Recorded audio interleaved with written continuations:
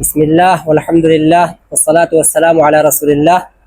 Saya Atiqur Rahman bin Ataur Rahman sebagai tenaga pengajar di Pusat Pengajian Al-Quran dan Fardu Ain Darul Mustaqim, dikenali dengan DM. Alhamdulillah, di sini pengajian kita akan bertalaqi Al-Quran, belajar Al-Quran, belajar makhraj Al-Quran, cara baca Al-Quran yang betul, dan selepas itu kita akan belajar Fardu Ain dengan dalam kitab Safinatun Najah, dan juga kita akan belajar ilmu tasawuf, ilmu menyucikan hati, membersihkan hati dalam kitab Qalbun Salim, bermakna kitab penawar hati.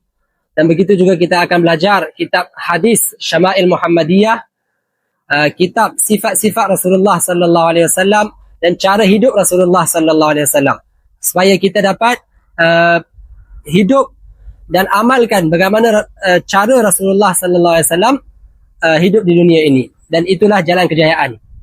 Jadi insya-Allah bolehlah dijemput semua yang berminat untuk hadir dalam majlis pelajaran kita insya-Allah, dan pelajaran kita semua adalah percuma, tidak ada sebarang bayaran. Sekian, assalamualaikum warahmatullahi. الهجرة رحلة هادينا حمل الإسلام لنا دينا الهجرة رحلة هادينا حمل الإسلام لنا دينا